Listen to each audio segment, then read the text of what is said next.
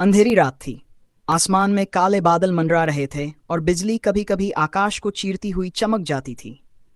गांव के पास की पुरानी हवेली में एक अजीब सा सन्नाटा था। इस हवेली को लोग चोरों का अड्डा कहते थे, क्योंकि यहाँ आए दिन चोरी की घटनाएं होती थीं। लेकिन इस बार बात अलग थी। अमीरचंद, जो गांव का सबसे धनी और प्रभावशाली आदमी था, अचानक गांव से गायब हो गया था।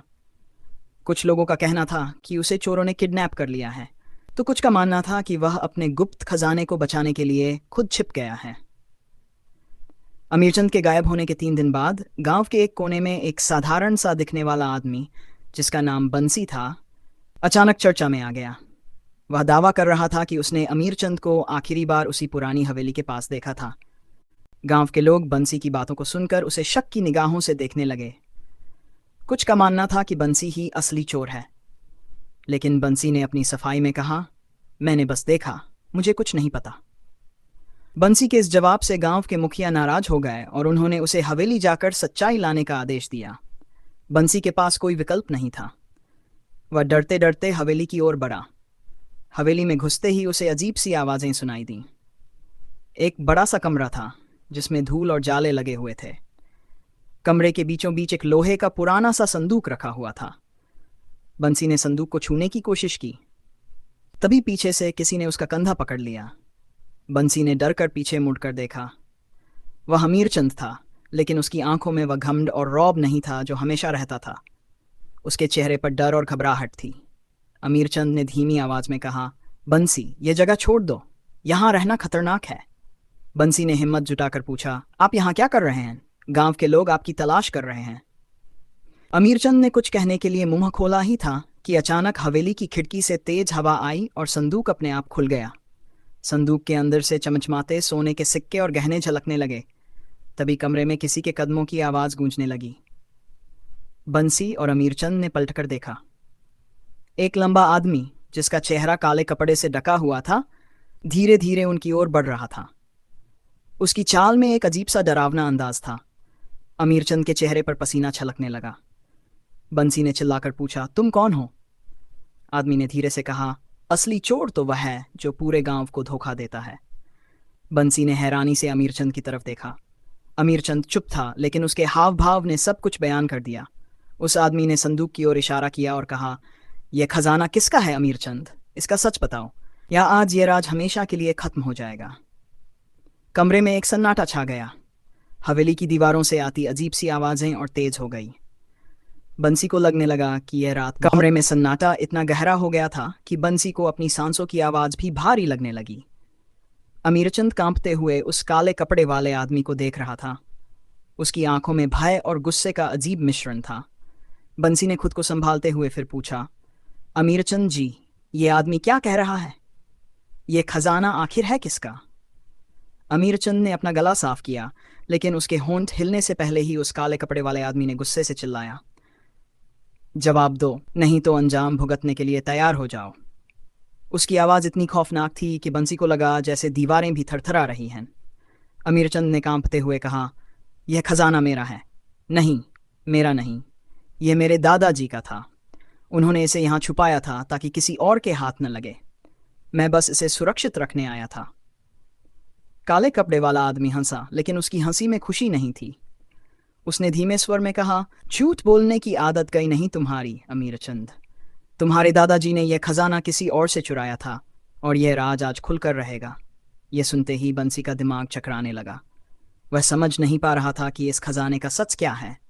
उसने अमीरचंद से सीधा सवाल किया, अगर यह चोरी का खजाना है तो आपने अब तक इसे क्यों छुपा रखा था, और यह आदमी कौन है? अमीरचंद ने जवाब देने के लिए मुंह खोला ही था कि हवेली के एक कोने से किसी बच्चे के रोने की आवाज़ सुनाई दी। बंसी चौंक गया। उसने चारों ओर नज़र दौड़ाई, लेकिन कुछ नज़र नहीं आया। अमीरचंद के चेहरे पर घबराहट और बढ़ गई। उसने बंसी के कान में फुसफुसाते हुए कहा, यह हवेली अभिशप्त है। यहाँ जो कुछ भी देख रहे हो वह सब सच नहीं है। हमें यहाँ से तुरंत निकलना होगा। लेकिन बंसी ने उसकी बात को अनसुना कर दिया। वह बच्चे की आवाज़ की ओर बढ़ने लगा। काले कपड़े वाला आदमी भी चुपचाप खड़ा देखता रहा। बंसी जब कोने में पहुंचा तो उसने देखा कि वहां एक पुराना झूला झूल रहा था और झूले पर एक छोटी सी गुड़िया पड़ी थी। वह गुड़िया देखकर बंसी का दिल अजीब सा होने लगा। अचानक वह काले कपड़े वाला आदमी जोर से हंसा और बोला, इस हवेली की कहानियां सुनते आए हो, लेकिन असली सच किसी को नहीं पता। अमीर चंद, अगर तुमने यह खजाना अभी नहीं छोड़ा तो यह हवेली तुम्हें जिंदा नहीं छोड़ेगी। अमीर चंद चीख पड़ा, नहीं, यह मेरा है, मेरे परिवार का है, मैं इसे नहीं छोड़ सकता। उसने संदूक की ओर भागने की कोशिश की, लेकिन तभी कमरे की दीवारें हिलने लगीं। बंसी ने देखा कि संदूक के पास की जमीन धीरे धीरे धंसने लगी थी। तभी हवेली के ऊपर एक तेज आवाज हुई, जैसे कोई भारी दरवाजा खुला हो। छत से धूल जरने लगी और पूरा कमरा हिलने लगा। बंसी ने अमीर चंद की ओर देखा, जो अब पूरी तरह से सदमे में था। काले कपड़े वाला आदमी धीरे धीरे पीछे हटने लगा। बंसी ने हिम्मत करके चिल्लाया, अगर यह खजाना अभिशप्त है तो इसे यहीं छोड़कर चलो, ये हमें बर्बाद कर देगा। लेकिन अमीर चंद ने उसकी बात पर ध्यान नहीं दिया। उसने संदूक की ओर हाथ बढ़ाया ही था कि जैसे ही अमीर चंद ने संदूक की ओर हाथ बढ़ाया, हवेली में एक भयानक चीख गूंजी। वह चीख ऐसी थी कि बंसी के रोंगटे खड़े हो गए। अमीर चंद की उंगलियां संदूक तक पहुंचने ही वाली थीं कि संदूक के भीतर से एक अजीब सी रोशनी फूट पड़ी। वह रोशनी इतनी तेज थी कि बंसी और अमीर चंद दोनों को अपनी आंखें बंद करनी पड़ी। काले कपड़े वाला आदमी अचानक हंसने लगा। उसकी हंसी में एक ऐसी क्रूरता थी मानो वह सब कुछ पहले से जानता हो। उसने जोर से कहा, तुम समझ नहीं रहे अमीर चंद, इस खजाने ने जितने लोगों को दौलत दी है उतने ही लोगों की जान भी ले ली है। अगर तुमने इसे छूने की कोशिश की तो तुम्हारा अंजाम भी अलग नहीं होगा।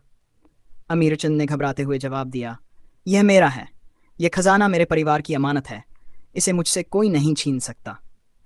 लेकिन उसकी आवाज़ में दृढ़ता से ज्यादा डर था। बंसी, जो अब तक कोने में खड़ा सब देख रहा था, आखिरकार बोल पड़ा, अमीर चंद जी, आप यह क्या कर रहे हैं? अगर यह खजाना वाकई अभिशप्त है तो इसे छोड़ क्यों नहीं देते? दौलत के पीछे अपनी जान देना समझदारी नहीं है। अमीर चंद उसकी बात अनसुनी करते हुए संदूक को खोलने के लिए आगे बढ़ा। जैसे ही उसने संदूक पर हाथ रखा, पूरी हवेली कांपने लगी। दीवारों से पुरानी पेन झड़ने लगी, फर्श दरारों से भरने लगा और हवेली के कोनों से अजीब अजीब परछाइयां निकलने लगीं। बंसी ने देखा कि एक परछाई धीरे धीरे आकार ले रही थी। वह किसी महिला की आकृति जैसी लग रही थी। महिला की आंखें आग जैसी जल रही थी और उसका चेहरा दर्द और क्रोध से भरा हुआ था। उसने गुस्से से चिल्लाकर कहा, अमीर चंद, तूने मेरे खजाने को छूने की जुर्रत कैसे की? यह खजाना मेरे बच्चों का था, जिसे तेरे पूर्वजों ने धोखे से मुझसे छीना था। यह सुनते ही अमीर चंद का चेहरा सफेद पड़ गया। वह कांपती आवाज में बोला, नहीं नहीं, यह झूठ है, यह खजाना मेरा है, मेरे दादा ने इसे मेहनत से कमाया था। महिला की परछाई ने हंसते हुए कहा, तेरे दादा ने इसे मेहनत से नहीं, धोखे से छीना था। मेरी आत्मा तब से इस खजाने की रखवाली कर रही है। जो भी इसे पाने की कोशिश करता है उसकी मौत तय है। बंसी को अब इस जगह से भाग जाने की इच्छा हो रही थी, लेकिन उसके पैर मानो जमे हुए थे। उसने कांपते हुए अमीर चंद से कहा, अमीर चंद जी, यह खजाना छोड़ दीजिए, अपने परिवार और गांव लौट जाइए। दौलत से ज्यादा कीमती जान है। लेकिन अमीर चंद का लालच अब भी उसे अंधा किए हुए था। उसने संदूक का ढक्कन पूरी ताकत से खींचकर खोल दिया। तभी एक तेज धमाका हुआ और संदूक के अंदर से सोने के सिक्कों के साथ साथ काले धुएं का गुबार निकला। वह धुआं पूरे कमरे में फैलने लगा और हवेली के हर कोने से भूतिया आवाजें गूंजने लगीं। अमीर चंद ने सिक्के उठाने की कोशिश की, लेकिन जैसे ही उसने एक सिक्का उठाया, उसकी उंगलियां जलने लगीं। वह चीखते हुए सिक्का फेंकने लगा। महिला की परछाई अब और ज्यादा डरावनी हो गई थी। उसने गुस्से में कहा, तुझे चेतावनी दी थी, लेकिन तू नहीं माना। अब भुगतने के लिए तैयार हो जा। बंसी ने अपनी पूरी ताकत जुटाकर अमीर चंद को खींचते हुए कहा, यह जगह छोड़ो, अभी भी समय है। लेकिन तभी हवेली की छत का एक बड़ा हिस्सा गिरने लगा। बंसी और अमीर चंद दोनों कूदकर बच गए, लेकिन अब पूरा कमरा धुएं और चीखों से भर चुका था। काले कपड़े वाला आदमी चुपचाप खड़ा ये सब देख रहा था। उसने बंसी को इशारे से बाहर की ओर भागने को कहा, लेकिन बंसी अब भी अमीर चंद को खींचने की कोशिश कर रहा था। तभी कमरे के बीच में जमीन फटने लगी और वहां एक बड़ा सा गड्ढा बन गया। उस गड्ढे से अंधेरा और ठंडी हवा निकल रही थी, जो सीधे अमीर चंद की ओर बढ़ रही थी। बंसी ने आखिरी बार चिल्लाया, अमीर चंद जी, अपने लालच को छोड़ दो, नहीं तो यह हवेली तुम्हें निगल जाएगी। लेकिन अमीर चंद अपनी जगह पर जमे हुए था और उसकी आंखें अब भी खजाने पर टिकी थीं। और तभी तभी गड्ढे से एक भयानक झटका लगा और काले धुएं की एक लहर उठकर सीधे अमीरचंद को अपनी चपेट में लेने लगी। अमीरचंद की चीख पूरे कमरे में गूंजने लगी, लेकिन उसकी चीख में अब दर्द के साथ पछतावा भी था। बंसी ने पूरी ताकत लगाकर उसका हाथ पकड़ने की कोशिश की, लेकिन वह धुएं की लहर इतनी तेज थी कि अमीरचंद बंसी की पकड़ से छूट गया और धीरे धीरे गड्ढे के अंदर खींचने लगा। बंसी ने पूरी ताकत से चिल्लाया, अमीरचंद जी, हाथ बढ़ाइए, मैं आपको बचा लूंगा। लेकिन अमीरचंद की आंखें अब पूरी तरह बदल चुकी थीं। उनमें न केवल डर बल्कि एक अजीब सा खेद झलक रहा था। उसने कांपते हुए कहा, बंसी, माफ करना, मैंने अपने लालच में सब कुछ खो दिया। ये खजाना मेरा अभिशाप बन गया है। काले कपड़े वाला आदमी अब कमरे के एक कोने में खड़ा सब देख रहा था। उसकी आंखों में एक अजीब सा ठहराव था, मानो उसे पता हो कि यही होने वाला था।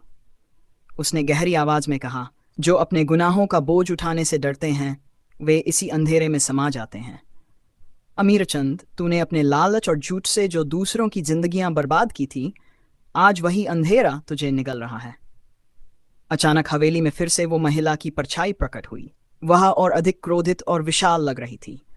उसने अमीरचंद की ओर इशारा करते हुए कहा, तेरे परिवार ने मुझसे जो छीना उसका न्याय आज पूरा होगा। यह खजाना कभी तेरा नहीं था और अब यह तुझे निगल जाएगा। अमीरचंद ने बंसी की ओर देखा। उसकी आंखों में अब आंसू थे। वह चिल्लाया, बंसी, मेरा परिवार, उन्हें बताना कि मैं गलत था। मेरे बच्चों को कहना कि दौलत से ज्यादा कीमती सच्चाई और इज्जत होती है। यह कहते हुए उसकी आवाज टूट गई और गड्ढे से निकला धुआं उसे पूरी तरह से ढकने लगा। बंसी ने आखिरी बार उसे खींचने की कोशिश की, लेकिन उसके हाथों में सिर्फ खाली हवा रह गई। अमीरचंद गड्ढे में समा गया। उसी पल गड्ढा बंद होने लगा और हवेली में एक भयानक धमाका हुआ। कमरे की दीवारें कांपने लगीं और हवेली जैसे गिरने के कगार पर आ गई। बंसी ने डरते डरते काले कपड़े वाले आदमी की ओर देखा। उसने कहा, अब क्या होगा? क्या यह सब खत्म हो गया? आदमी ने गहरी सांस लेते हुए जवाब दिया, नहीं, यह हवेली और यह खजाना अभी भी अभिशप्त हैं। जब तक कोई इसे लेने की कोशिश करेगा, यह श्राप जिंदा रहेगा। तुमने लालच नहीं किया, इसलिए तुम्हें कुछ नहीं होगा, लेकिन यहां से तुरंत भागो। बंसी ने उस आदमी की बात सुनी और दौड़ते हुए हवेली से बाहर की ओर भागा। जैसे ही उसने हवेली का दरवाजा पार किया, उसके पीछे एक जोरदार धमाका हुआ। उसने मुड़कर देखा तो पूरी हवेली धुएं और आग में लिपटी हुई थी। हवेली का हर कोना धीरे धीरे गिरने लगा और कुछ ही पलों में वह एक खंडहर में बदल गई। बंसी घबराकर जमीन पर बैठ गया। उसके दिमाग में अमीरचंद के आखिरी शब्द गूंज रहे थे। वह सोच रहा था कि इस खजाने ने कितनी जिंदगियों को तबाह किया होगा। तभी उसकी नज़र दूर एक छोटी सी रोशनी पर पड़ी। वह रोशनी गांव की ओर से आ रही थी, जहां लोग लालटेन लेकर उसकी राह देख रहे थे। बंसी ने धीरे धीरे उठकर उस रोशनी की ओर चलना शुरू किया, लेकिन उसके दिल में एक सवाल लगातार घूम रहा था, क्या सच में खजाना पूरी तरह से नष्ट हो गया या वह श्राप अभी भी जिंदा है? जैसे ही वह गांव की सीमा पर पहुंचा, अचानक उसे अपने कंधे पर किसी का हाथ महसूस हुआ। उसने मुड़कर देखा और उसकी आंखें हैरानी और डर से फैल गईं। बंसी ने कंधे पर हाथ का दबाव महसूस करते ही तेजी से मुड़कर देखा। उसके सामने वही काले कपड़े वाला आदमी खड़ा था, लेकिन इस बार उसके चेहरे पर एक अजीब सी शांति थी। उसकी आंखें अब वैसी खौफनाक नहीं लग रही थीं। उसने गहरी आवाज में कहा, तुमने सही किया बंसी। लालच से दूर रहकर तुमने अपने और दूसरों के लिए खतरे को टाल दिया, लेकिन यह कहानी अभी खत्म नहीं हुई। बंसी चौंक गया। उसने कांपती आवाज में पूछा, क्या मतलब? हवेली तो खंडहर बन गई, अमीरचंद भी, खजाना भी, सब खत्म हो गया है ना? काले कपड़े वाला आदमी मुस्कराया, लेकिन उसकी मुस्कान में रहस्य था। उसने बंसी से कहा, क्या तुमने गौर किया कि हवेली तो ध्वस्त हो गई, लेकिन खजाने के सिक्के और गहने कहाँ गए? क्या तुमने संदूक के अंदर जो देखा था उसे सचमुच नष्ट होते देखा? यह सुनकर बंसी के दिमाग में कौंधा की संदूक के अंदर से निकले सिक्कों और गहनों का कोई निशान नहीं था।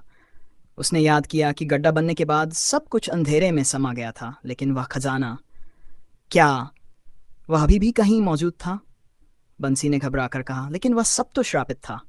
अगर वह खजाना बचा है तो इसका मतलब है कि कोई और भी उसकी खोज में आएगा। फिर क्या होगा? काले कपड़े वाला आदमी गंभीर हो गया। उसने कहा, यही दुनिया का सबसे बड़ा सच है बंसी। लालच कभी खत्म नहीं होता। हवेली नष्ट हो सकती है, लेकिन वह खजाना हमेशा लालची लोगों को अपनी ओर खींचेगा। यह श्राप सिर्फ उन्हीं पर असर करेगा जो इसे पाने की कोशिश करेंगे। लेकिन अब यह खजाना तुम्हारे करीब है। बंसी की आंखें हैरानी से फैल गईं। उसने कांपते हुए कहा, मम, मेरे करीब? इसका क्या मतलब? आदमी ने धीरे से अपनी जेब से एक चमकता हुआ सोने का सिक्का निकाला और बंसी की ओर बढ़ा दिया। बंसी ने सिक्के को देखा, वही सिक्का जो उसने संदूक में चमकते हुए देखा था। बंसी का दिल तेजी से धड़कने लगा। यह सिक्का मैंने तुम्हारे लिए छोड़ा है, आदमी ने कहा। यह तुम्हें इस खजाने के श्राप से बचा सकता है, लेकिन यह तुम्हें हमेशा याद दिलाएगा कि लालच से बचना कितना ज़रूरी है। इसे संभाल कर रखना। बंसी ने सिक्के को लेने से इनकार करते हुए कहा, नहीं, मुझे ये नहीं चाहिए। मैं इस श्राप से दूर रहना चाहता हूँ। इसे अपने पास रखो। लेकिन आदमी ने एक गहरी सांस ली और कहा, यह सिर्फ तुम्हारे लिए नहीं है बंसी। इसे संभालना तुम्हारी जिम्मेदारी है। खजाने का यह छोटा सा हिस्सा तुम्हें सच और झूठ के बीच का रास्ता दिखाएगा। इसे छोड़कर भागने की कोशिश मत करना। बंसी के हाथों में सिक्का रखते ही आदमी अचानक गायब हो गया। बंसी हक्का बक्का होकर चारों ओर देखने लगा, लेकिन वह आदमी कहीं नजर नहीं आया। उसके दिल में अजीब सी घबराहट होने लगी। उसने सिक्के को अपनी जेब में रखा और तेज कदमों से गांव की ओर चलने लगा। गांव में पहुंचते ही लोग उसे घेरे हुए सवाल पूछने लगे। अमीरचंद कहाँ है? हवेली में क्या हुआ? तुम इतने डरे हुए क्यों हो? बंसी ने घबराते हुए बताया कि हवेली गिर गई और अमीरचंद नहीं बच सका। उसने खजाने के बारे में कुछ नहीं बताया। वह जानता था कि अगर गांव वालों को खजाने की बात पता चली तो सब इसे ढूंढने के लिए दौड़ पड़ेंगे और तब श्राप का अंजाम और भी भयावह हो सकता है। लेकिन बंसी की असली मुसीबत उस रात शुरू हुई। जब वह अपने घर के एक कोने में सिक्के को छुपाकर सोने की कोशिश कर रहा था, तभी उसे खिड़की के बाहर से किसी के कदमों की आवाज़ सुनाई दी। वह डर के मारे उठ बैठा। उसने सोचा कि शायद कोई जानवर होगा, लेकिन फिर दरवाजे पर हल्की दस्तक हुई। कौन है? बंसी ने कांपते हुए पूछा। कोई न आया। दस्तक दोबारा हुई, इस बार जरा तेज। बंसी ने हिम्मत जुटाकर दरवाजा खोला, लेकिन बाहर कोई नहीं था। उसने चारों ओर देखा, लेकिन अंधेरे के सिवा कुछ नहीं दिखा। वह दरवाजा बंद करने ही वाला था कि उसे अपने पीछे किसी की परछाई महसूस हुई। जैसे ही उसने पीछे मुड़कर देखा, उसके सामने अमीरचंद खड़ा था, मगर यह अमीरचंद वैसा नहीं था जैसा वह जानता था। उसकी आंखें लाल थीं और चेहरा गुस्से और दर्द से भरा हुआ था। उसने बंसी की ओर इशारा करते हुए कहा, तूने मुझे बचाने की कोशिश की थी, लेकिन अब मेरी आत्मा इस खजाने से बंध चुकी है। मुझे मुक्त कर, मुझे इस श्राप से बाहर निकाल। बंसी का दिल जोर जोर से धड़कने लगा। उसने हकलाते हुए कहा, मैं क्या कर सकता हूँ? ये श्राप तो... अमीरचंद की आत्मा ने जोर से चिल्लाया, तू ही वह है जिसे यह काम पूरा करना होगा। खजाने का वह सिक्का ही मुझे मुक्ति देगा। उसे सही जगह तक पहुंचा। और तभी बंसी ने घबराते हुए अमीरचंद की आत्मा की ओर देखा। उसके पैर जैसे जमीन में गड़ गए थे। उसकी हिम्मत जवाब दे रही थी, लेकिन अमीरचंद की आत्मा की आंखों में ऐसा कुछ था जो उसे मजबूर कर रहा था कि वह उसकी बात सुने।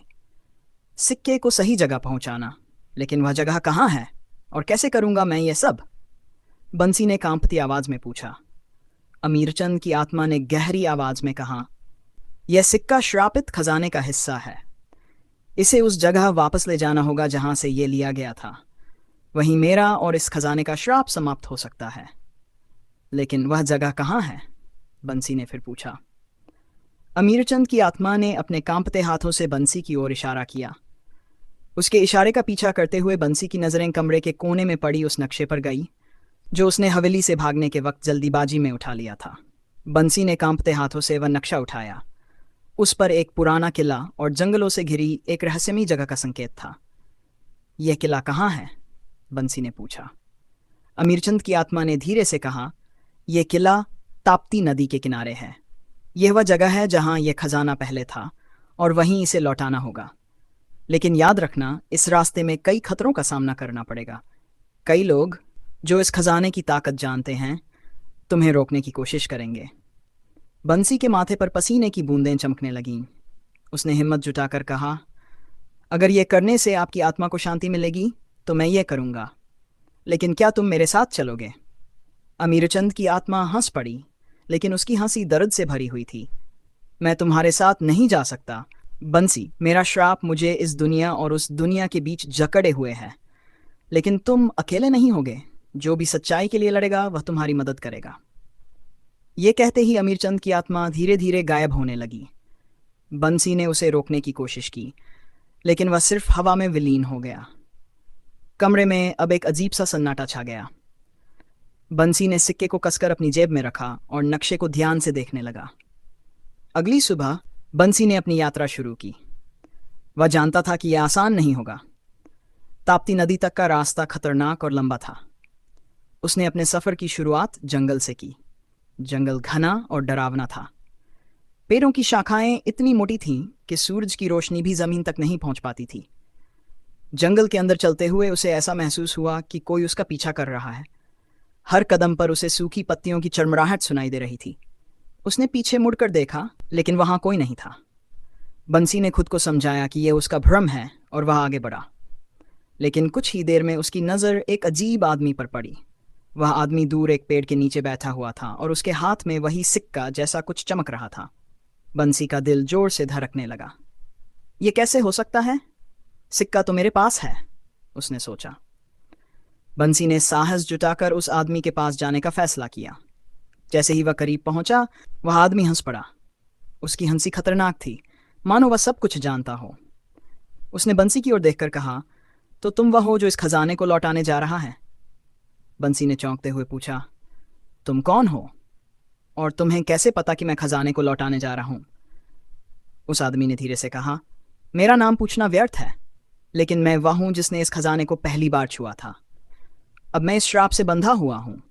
अगर तुम इसे सही जगह नहीं ले गए तो यह श्राप कभी खत्म नहीं होगा। बंसी ने उसे ध्यान से देखा। उसकी आंखों में एक अजीब सी चमक थी और उसकी आवाज में गहरा रहस्य। क्या तुम मेरी मदद करोगे? बंसी ने पूछा। आदमी ने सिर हिलाते हुए कहा, मैं तुम्हारी मदद कर सकता हूं, लेकिन याद रखना, रास्ते में सिर्फ खतरों से नहीं बल्कि अपने दिल के लालच से भी लड़ना होगा। जैसे ही बंसी ने उसकी बात समझने की कोशिश की, जंगल में अचानक एक अजीब सी हलचल होने लगी। चारों ओर से घोड़ों की टापों की आवाज गूंजने लगी। दूर से कुछ लोग तेजी से उनकी ओर बढ़ते दिखाई दिए। उनके हाथों में तलवारें और भाले चमक रहे थे। ये कौन है? बंसी ने घबराकर पूछा। आदमी ने गंभीरता से कहा, ये वही लोग हैं जो इस खजाने की ताकत के पीछे पड़े हुए हैं। अगर ये खजाना उनके हाथ लग गया तो दुनिया में अराजकता फैल जाएगी। अब तुम्हें इसे सुरक्षित रखना होगा। दौड़ो बंसी, दौड़ो। और उसी पल बंसी ने सिक्के को कसकर अपनी मुट्ठी में पकड़ा और आदमी के इशारे पर जंगल के और गहरे हिस्से की ओर भागने लगा। पीछे से घोड़ों की टापें और लोगों की चीखें तेज होती जा रही थीं। बंसी के मन में एक ही सवाल घूम रहा था, क्या वह खजाने को सही जगह पहुंचा पाएगा या यह सफर उसे भी उसी श्राप का हिस्सा बना देगा? बंसी जानता था कि अब यह सफर आसान नहीं होगा। सिक्के की चमक जैसे उसके चारों ओर की हवा को खींच रही थी। उसकी सांसें तेज थीं और उसके पैर कांप रहे थे। वह जंगल के अंदर भागता जा रहा था, लेकिन घोड़ों की टापें उसके पीछे पीछे करीब आ रही थीं। अचानक वह एक विशाल पेड़ की जड़ों के बीच फिसल कर गिर गया। बंसी के गिरते ही पीछे से घोड़ों पर सवार लोग आ पहुंचे। उनके चेहरे अजीब नकाबों से ढके हुए थे और उनके हाथों में चमचमाती तलवारें थीं। उनमें से एक ने गहरी आवाज में कहा, खजाना हमें दे दो, वरना तुम्हारा अंजाम भी अमीरचंद जैसा होगा। बंसी के दिल की धड़कन तेज हो गई। उसने सिक्के को अपनी जेब में कसकर पकड़ लिया। डर और साहस के बीच झूलते हुए उसने जवाब दिया, यह खजाना तुम लोगों को नहीं मिलेगा। मैं इसे वहीं ले जाऊंगा जहां यह होना चाहिए। यह सुनते ही एक नकाबपोश ने अपनी तलवार उठाई और बंसी की ओर बढ़ा। बंसी ने आंखें बंद कर लीं, लेकिन तभी जंगल में हवा का एक अजीब झोंका उठा। पेड़ों की शाखाएं जोर जोर से हिलने लगीं और उनके बीच से एक चमकती हुई रोशनी निकली। वह रोशनी इतनी तेज थी कि नकाबपोश लोग एक पल के लिए रुक गए। यह क्या है? उनमें से एक ने घबराकर पूछा। रोशनी धीरे धीरे आकार लेने लगी और उसमें से वही आदमी प्रकट हुआ जिसे बंसी ने कुछ देर पहले पेड़ के नीचे बैठे देखा था। लेकिन अब वह आदमी पहले जैसा नहीं था। उसकी आंखों से तेज रोशनी निकल रही थी और उसकी आवाज गूंजने लगी। तुम सब लालच के अंधकार में खो चुके हो, वह गरजते हुए बोला। यह खजाना सिर्फ बंसी के पास रहेगा, वह इसे सही जगह पहुंचाएगा। अगर तुमने इसके करीब आने की कोशिश की तो तुम्हारा अंत अमीरचंद से भी बुरा होगा। नकाबपोश लोग कुछ पल के लिए झिझक गए, लेकिन उनमें से एक ने हिम्मत जुटाकर कहा, यह खजाना सिर्फ एक श्राप नहीं, ताकत भी है। हम इसे हासिल करेंगे, चाहे कुछ भी हो। जैसे ही उसने ये कहा, आदमी ने अपनी हथेली उठाई और हवा एक बार फिर तेजी से चलने लगी। नकाबपोश लोग घबराकर पीछे हटने लगे। अचानक उनके चारों ओर जमीन पर दरारें पड़ने लगीं और गहरे से काले धुएं का गुबार उठने लगा। ये आखिरी चेतावनी है, भाग जाओ, वरना तुम भी इस श्राप का हिस्सा बन जाओगे। डर के मारे नकाबपोश लोग पीछे हटने लगे। उनमें से एक ने कहा, यह खत्म नहीं हुई, हम फिर लौटेंगे। इतना कहकर वे अपने घोड़ों पर सवार होकर जंगल के बाहर की ओर भाग गए। बंसी अब तक सहमा हुआ जमीन पर बैठा था। वह आदमी धीरे धीरे उसकी ओर बढ़ा और शांत आवाज में बोला, यह सिर्फ शुरुआत है, तुम्हारे रास्ते में ऐसे कई लोग आएंगे, लेकिन याद रखना, यह खजाना सिर्फ तुम्हारे भरोसे पर है। अगर तुम डगमगाए तो सब खत्म हो जाएगा। बंसी ने थरथराते हुए पूछा, लेकिन तुम कौन हो? तुमने मुझे बचाया, पर क्या तुम इस खजाने से जुड़े हो? आदमी ने एक लंबी सांस ली और कहा, मैं वही हूं जो कभी तुम्हारी तरह इस खजाने को सही जगह पहुंचाने निकला था। लेकिन मैंने एक गलती की थी। मैंने अपने डर और लालच को अपने ऊपर हावी होने दिया। अब मैं इस खजाने का रक्षक हूं, जब तक कोई इसे सही जगह नहीं ले जाता। बंसी ने उसकी बात सुनी और नक्शे को ध्यान से देखा। वह जानता था कि ताप्ती नदी तक का सफर सिर्फ शारीरिक ही नहीं, बल्कि मानसिक और भावनात्मक लड़ाई भी होगी। मुझे क्या करना होगा? बंसी ने साहस जुटाकर पूछा। आदमी ने कहा, सबसे पहले तुम्हें अपने डर पर काबू पाना होगा। खजाने की राह पर कई भ्रम पैदा होंगे, तुम जो देखोगे वह सच नहीं होगा, लेकिन जो महसूस करोगे वह तुम्हें राह दिखाएगा। इतना कहकर वह आदमी एक बार फिर गायब हो गया। बंसी को लगा जैसे पूरा जंगल अब अचानक शांत हो गया हो, लेकिन यह शांति डरावनी थी। रात गहराने लगी और बंसी ने एक पेड़ के नीचे रुकने का फैसला किया। उसने सिक्के को अपनी मुट्ठी में कसकर पकड़ लिया और खुद को दिलासा देने की कोशिश की। लेकिन जैसे ही वह सोने की कोशिश कर रहा था, उसे अपने चारों ओर फुसफुसाहट सुनाई देने लगी। बंसी, यह खजाना तेरा नहीं है, इसे छोड़ दे। यह रास्ता तेरे लिए नहीं है। बंसी ने डरते हुए चारों ओर देखा। पेड़ की छाया में अजीब अजीब आकृतियां बन रही थीं। ऐसा लग रहा था जैसे पेड़ की शाखाएं उसकी ओर बढ़ रही हों।